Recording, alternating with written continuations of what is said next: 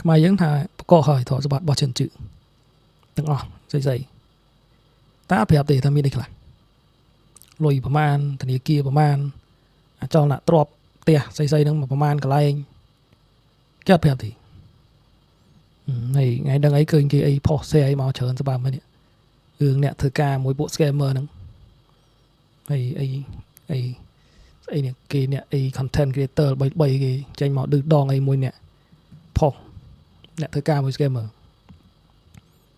តែហ៊ានចាប់បដិទ្ធប្រាក់ខែ200ដែលធ្វើការខុសច្បាប់ KK សល់ឡានបងធនាគារជួយម៉ែអើយហ្នឹង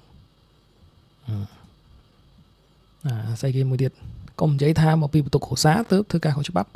ខ្ពើមពាក្យហ្នឹងមកគេសែមកវិញគេឆ្លើយឆ្លងណាបើមិនឲ្យធ្វើការហ្នឹងនិយាយអញ្ចឹងឲ្យផងហ៊ានចាប់ហ្នឹងអាមិនទៅធ្វើអីចឹងទៅហើយគេអ្នក share តនេះគេដាក់ caption មកគេថាប្រទេសខ្មែរមានតែការងារពីនឹងទេអីមានច្រើនទៀតគេ share អីពួក scammer អីគេវា send អាសាអីពួក Telegram ពួកហ្នឹងពួក scammer ឃើញច្រើនណានិយាយថាម៉េចពីខ្ញុំតែនិយាយទៅថាឯងនេះរើសអើងនិយាយចុះអីធ្វើឲ្យប្រកាន់វណ្ណៈប្រកាន់អីទៅលើអ្នកដែលឆ្លើយឆ្លងឌឺដងអីមួយអីអ្នកដែលគេផុសធ្វើការមួយពួក scammer ហ្នឹងបើអ្នកដែលកើតងាមកសនុកសុកស្រួលមានលុយចាយពេញដៃគេនិយាយបែបអញ្ចឹងឯងគេនិយាយឲ្យត្រឹមត្រូវហើយគេជា hero គេជាអ្នកត្រឹមត្រូវក្នុងសង្គមអីចឹងណាតែធ្វើហ្នឹងមិនល្អទេខុសច្បាប់អីចឹងទៅតែការងារអីមានមួយកណ្ដោមទៅនិយាយចេះស្រួលហើយបានអត់ដូចអ្នកអត់ហ្នឹងមិនដឹងណាដូចសម្ដេចទៅប្តីគាត់និយាយហ្នឹងមានអីលុយហ្នឹងវាមាន3ពណ៌អាខ្មៅពួក scammer អាលុយខ្មៅពួក scammer ផ្ទាល់បោកលុយគេផ្ទាល់អ្នកដែលបងប្អូនអ្នកដែលគាត់អីបើសេវាកម្មឲ្យពួក scammer អាហ្នឹងលុយបបប្រភេទដូចអ្នកតាស៊ីអ៊ីណាម៉ៃអ្នកដាក់អ៊ីនធឺណិតអ្នកអីជួលអាគារហ្នឹងអាលុយប្រភេទហ្នឹងអញ្ចឹងមិនអីលុយសឲ្យយើងធ្វើការត្រឹមត្រូវហ្នឹងអីអាការងារដូចគាត់និយាយ200ហើយការងារមិនមានតែ2ហ្នឹងអីចឹងទៅខ្ញុំវាខ្លះមិនចង់រើសអើងទេតែចេញមកអញ្ចឹងអីខ្លួនឯងអត់ធ្លាប់ពិបាកធ្លាប់អត់ទេហើយទៅឆ្លោឆ្លងឌឺដងមួយអ្នកអត់ហើយគេទៅធ្វើការមួយពួក scammer ហ្នឹងទៅគិតថាអីអ្នកហ្នឹងសិតតែអាក្រក់ធ្វើវាមិនត្រូវច្បាប់ទេវាមិនត្រូវទេប៉ុន្តែបើខ្ញុំវិញខ្ញុំបន្ទោសខ្ញុំអត់បន្ទោសអ្នកដែលទៅធ្វើការឲ្យ scammer ទេខ្មែរយើងនិយាយខ្មែរបើខ្ញុំបន្ទោសឲ្យខ្លាំងតែហ្មងបន្ទោសពួកអាមន្ត្រីពួកកលួយពួកអាមន្ត្រីដែលបាក់ដៃពួក scammer ហ្នឹងធ្វើឡើងពេញស្រុកទោះពួកហ្នឹងណាខ្ញុំមិននិយាយមន្ត្រីទាំងអស់ទេណាមិនមែននិយាយប៉ូលីសទាំងអស់ដែលធ្វើការត្រឹមត្រូវខ្ញុំនិយាយពួកអាពុកកលួយពួកអាស៊ីស៊ូមួយពួកអា scammer ហ្នឹងណាបន្ទោសពួកអាហ្នឹងអ្នកបាក់ដៃឲ្យពួក scammer ហ្នឹងវាធ្វើប្រតិបត្តិការវាបើកអាគារវាសាងសង់អាគារជួលអាគារអីធ្វើឲ្យព្រាតពេញហ្នឹងឡើងទៅជារឿងធម្មតាទៅហើយបើសម្រាប់ពួកគាត់អ្នកទៅធ្វើការហ្នឹងគាត់ទៅក្រោយទេមិនមែនគាត់រៀនចប់គាត់កើតងាមកគាត់ដាក់គោលដៅថាអញត្រូវទៅធ្វើ scammer ណាដោយសារ scammer វាមកបើកឡើងស្រួលវាបើកឡើងច្រើនអញ្ចឹងទៅវាត្រូវការបុគ្គលិកដល់ពេលវារើសវាឲ្យប្រាក់ខែច្រើនណាស់អ្នកធ្វើការហ្នឹងទៅធ្វើជាមួយហើយច្រើនណាស់មិនមែនតែអ្នកធ្វើការទេអ៊ីនធឺណិតក្រុមហ៊ុនអ៊ីនធឺណិតដែលគ្រប់គ្រងអ៊ីនធឺណិតឲ្យពួកវាហ្នឹងក៏លុយកប់ដែរលុយក៏បានលុយច្រើនដែររឿង SIM card សម្រាប់ក្រុមហ៊ុន SIM និយាយក្រុមហ៊ុន SIM ក្នុងស្រុកខ្មែរយើងមានប្រហែលក្រុមហ៊ុនអ្នកដែលមិនត្រួតពិនិត្យដិតដល់ឲ្យពួកវាអីមកអីអាផ្ញើអាសាផ្ញើអីបានចូលទូរស័ព្ទយើងអាហ្នឹងក៏ចូលរួមក្នុងរឿង scammer ហ្នឹងដែរណាហើយដោយជនជឿវាមាន scammer តែវាជួយអីអាលុយអីអាហារូបករណ៍ឲ្យនិស្សិតខ្មែរយើងស្អីហ្នឹងវាជួយវាចំណេញអ្នកអត់គ្នាបានរៀនបានអីមានលុយរៀនលុយអីវាអញ្ចឹងខ្ញុំនិយាយមកខ្ញុំស្គឺតែពេលអ្នកដែលអត់ធ្លាប់ពិបាកអត់ធ្លាប់អត់ទេចេញមកនិយាយធ្វើដូចឯងហ្នឹង hero ធ្វើដូចឯងមិនមែន hero ទេគេនិយាយដូចគេហ្នឹងទូឯងអញ្ចឹងគេធ្វើត្រូវណាគេថាការងារហ្នឹងវាមិនល្អអីចេះចុះខ្ញុំមិនមែនកាន់ជើងអ្នកដែលធ្វើការឲ្យពួក scammer ទេការងារវាអាក្រក់ហើយការងារហ្នឹងវាខុសច្បាប់ហើយវាផ្ដល់ផលអាក្រក់ទៅដល់រឿងវិស័យទេសចរយើងមុខមាត់ប្រទេសយើងអ្នកវិនិយោគអីគេចង់ប្រោសគេខ្លាចអាពួក scammer ហ្នឹងណាហើយថាគេប្រងមកបើករោងចក្របើកអីតែខ្លាចប្រទេសហ្នឹងសើ scammer បងប្អូនហ្នឹងអាប្រទេសដែលគេត្រូវទិញអាវ៉ាន់តំណែងសម្រាប់ហ្នឹងតើបងឯងយកពីពួកអា scammer មកតើនេះ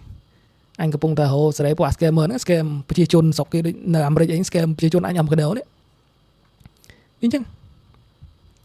ងសួរតើអ្នកណាដែលបដ ாய் បើកដៃឲ្យពួកអស់ហ្នឹងធ្វើព្រាតពេញហ្នឹងទៅបន្ទោសអ្នកហ្នឹងពួកអាមន្ត្រីពួកកលួយពួកអាមន្ត្រី ឃើញតលុយមើលតលុយនេះគាត់ថាពីខ្ញុំសម្រាប់អ្នកដែលធ្វើការមួយពួកវាណាព្រោះថាឥឡូវហ្នឹងគេប្រកាសហើយដល់ពេលហើយណាហើយដល់ពេលហ្នឹងក៏មិនមែនមើលដូចថាដូចមិនមែនភ្ញាក់លឹកខ្លួនឯងទេរឿងពីដំបូងទេស្អីអាមេរិកដែលប្តឹងអីចេញរបាយការណ៍រឿងច្រើនជឹកហ្នឹងអីបកកលុយគ្រីបតូប្រហែល$1000 លានបានបន្តមកអញ្ចឹងទៅណាប៉ះពាល់ច្រើនហើយសួរបើមិនតិចទេម៉ែនៅខេត្តណាក៏មានដែរមើលនៅពេញហ្នឹងណាអាគារធំៗគាត់ដូចថ្ងៃហ្នឹងអីទៅចាប់នៅណានៅ Gold One លើគោកណាមួយថ្ងៃមុនសមិញថ្ងៃអីហ្នឹងតាមបរិយពួកហ្នឹងពួក scammer ហ្នឹងវាមកលួចបើកតាមបរិយជួលផ្ទះវិឡាជួលអីនៅពេញហួតនៅអី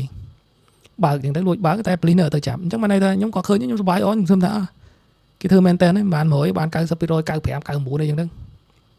ទៅអញ្ចឹងទៅដើម្បីឲ្យខ្មែរយើងយុវជនយើងអីធនធាននេះអ្នកដែលធ្វើការមួយវានេះដោះមកទៅជំនាញយកអីទៅវិញទៅណាគាត់ថាមកប្រើហ្នឹងវាអាចពិបាកដែរពិបាកច្រើនធ្លាប់ទៅហូបបានអីចឹង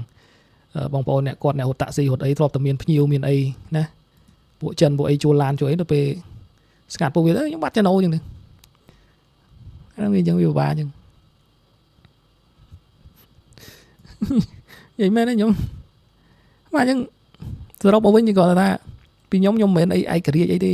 ហើយក៏មិនកាន់ជើងខាងណាដែរគាត់ថាអ្នកដែលគ្នាទៅធ្វើនេះខ្ញុំនិយាយអ្នកដែលធ្វើការមួយពួក scammer ហ្នឹងណាខ្ញុំអត់សូវបន្ទោសទេគាត់ថាបើយើងដឹងខ្លួនទេបើគេចាប់បានតែមិនទេហើយបើថាអ្នកគេមិនតន់ទៅចាប់អីឈប់មកដកខ្លួនដើមមកយ៉ាស្ងាត់គេទៅដល់នាំរឿងនាំអីនាំពិបាកព្រោះហ្នឹងអស់អាលុយដែរខំមកបានហ្នឹងត្រូវយកមក bail អីត្រូវឲ្យរួចខ្លួនរួចអីវិញវាពិបាកណា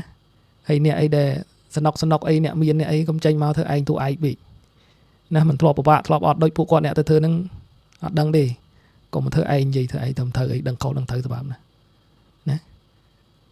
អាអ្នកដែលខុសខ្លាំងអាអ្នកបើកដៃឲ្យពួកអស់ហ្នឹងមកធ្វើព្រាតពេញហ្នឹងសារលុយអ្នកទៅធ្វើមកក្រោយទេពួកហ្នឹងវារើសបុគ្គលិកបានទៅធ្វើ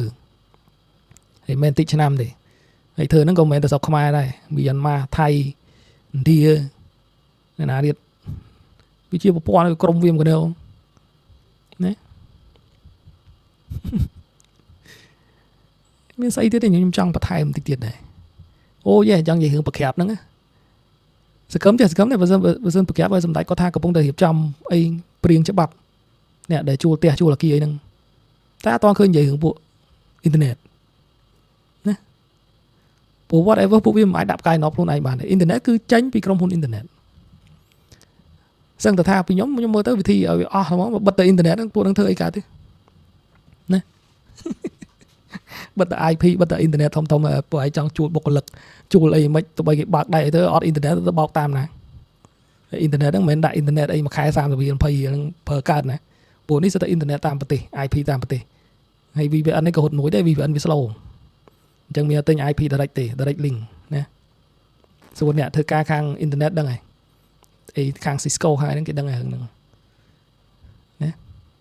បាទអញ្ចឹងคลิปនេះមានប៉ុណ្្នឹងទេលើសលប់ត្រង់ណាអធិស្ឋានទាំងអស់គ្នាមានមតិយោបល់យ៉ាងណាយ៉ាងណីដែរខមមិនម្នាក់មក